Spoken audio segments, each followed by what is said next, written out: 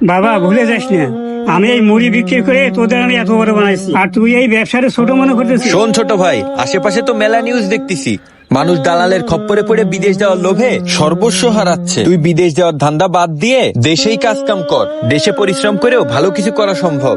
আমিও তো পড়ালেখা শেষ করেছি, আমিও তো চালি পারতাম আব্বার উপর প্রেশার দিয়ে বিদেশ যেতে, কিন্তু আমি শুধুমাত্র আব্বার মুখের দিকে তাকায় এই কাজ করতে পারিনি। আব্বা দিনরাত পরিশ্রম করে মাথার ঘাম পায়ে ফেলে আমাদের মুখে খাবার তুলে দেছে। আর তাছাড়াও আমি জানি দেশে যদি পরিশ্রম করে কাজ করা হয় তাহলে তার টাকার অভাব হবে না। বাবা কয়টা টাকা দিবা, খুব খিদে পেয়েছে। এই নিন কাকি, এই টাকাটা রাখেন। এই নেন, এই টাকাটাও রাখেন, ভাত খায়েন। যাক আলহামদুলিল্লাহ বাবা, আল্লাহ তোমাদের বরকত দি। এই তোদের কাছে আমি টাকা চাচ্ছি, তার বেলায় টাকা নেই, আর ফকির ফাকরাদের টাকা দান করে বেড়াচ্ছ। কাকি কিছু মনে করেন না, আপনি সাবধানে যান। এই চুপ কর, এইভাবে কথা বলিস না। গরিব মানুষদের পাশে দাঁড়ালে আল্লাহ আমাদের পাশে দাঁড়াবেন। আর আব্বারে তো প্রেশার দিস না, আব্বার এখন বয়স হয়েছে। প্রেশারে কিন্তু আব্বার কখন কিছু হয়ে যেতে পারে। আর কষ্টের টাকা দিয়ে মানুষ বিদেশ যাওয়ার লোভে সর্বস্ব কিন্তু হারায় ফেলায়। তাই তুই বিদেশের চিন্তা বাদ দিয়ে দেশে কিছু কাজ কাম কর। এই তুই চুপ করে থাক, তোর কাছ থেকে আমি কোনো জ্ঞান নিতে চাচ্ছি না। আর আব্বা আমি তোমারে ভালোভাবে বলে যাচ্ছি, তুমি এক সপ্তাহের ভিতরে যদি আমার টাকার ব্যবস্থা না করেছো না, আমি কিন্তু সুইসাইড করে ফেলা দেবো। ছোটবেলা থেকে তোর এত বড় বানাইছি, তো এই কথা শোনার জন্য, তাই না বাবা? এ তুই কি বললি?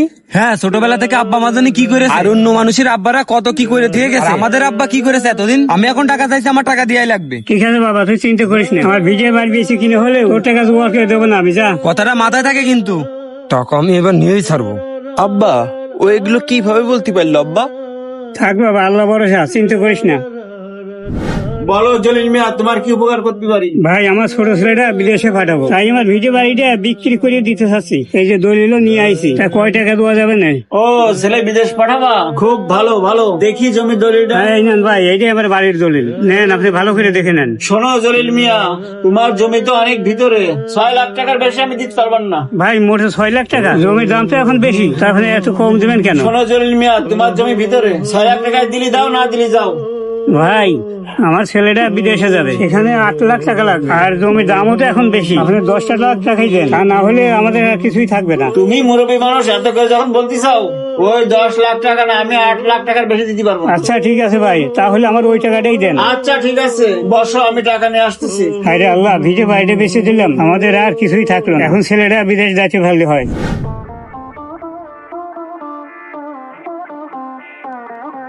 কাকা কাকা কাকা, এই যে আমি টাকা নিয়ে আইছি।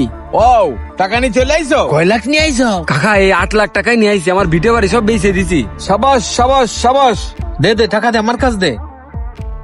তুই কোনো চিন্তা করিস নে, ওই টাকা তো 2 বছরে উঠে যাবে, ঠিক আছে? আচ্ছা বন্ধু, তা আমার কবে নিয়ে যাবি নি বিদেশে? আরে তুই চিন্তা